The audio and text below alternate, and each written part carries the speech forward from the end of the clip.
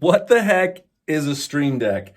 Hi, my name is James Hurst, and I can't believe I just dropped about $250 on a 32 key Stream Deck.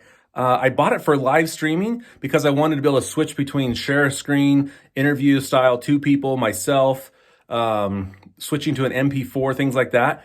But I had no idea that I was getting so much more. And it's so crazy. It's just a simple it's a little button switcher thing. I mean, that's all it really, it's just, but man, it's so cool. I just was like, I don't know, I had to have it. So here and instead of like that does something, well, you can either have things do things directly here. I push the Facebook, boom, opens up Facebook, okay? Or if I wanted to make a new folder in the Mac, I just push the new folder. All this stuff is customizable. You can set it up however you like. But what I do is you can actually have near infinite possibilities because each one of these things can be its own folder. So if I go into Ecamm Live here, that actually doesn't launch Ecamm Live or anything. It just puts me into a whole nother folder. I can go back up here, main menu, Ecamm Live. Now I'm in this Ecamm Live folder. So I'm building this out, right? If I actually want to launch Ecamm Live, then I would push that. And then boom, it starts popping it up on my Mac right here, okay? So, and then I have like the go live button, which I'm not going to do right now. I can switch to share screen, boom, start sharing my screen. If I want to, let's say I want to talk about my Facebook group, push the Facebook group. I just tie that to a URL. I tie it to opening up a certain app on my Mac, okay?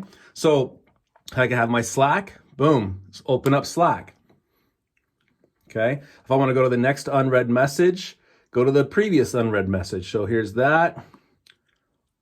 Maybe it doesn't remember it because it's all fresh today. So if I go to a couple different channels here, okay, and then I wanted to go back, forward. So if you think about it, there's like hundreds of different keyboard shortcuts that we use across all different programs, right?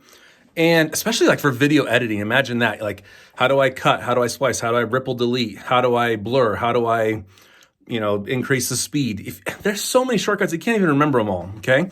And so to think now that I can start setting it up, and there's no rush, right? You don't have to get it all just perfect on day one.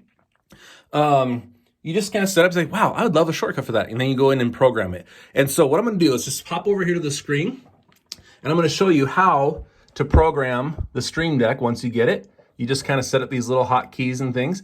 And I think it's really cool that it actually takes these little, it actually takes animated GIFs, which kind of makes the thing come alive. So let's pop over to the computer screen. I'll show you how to set it up.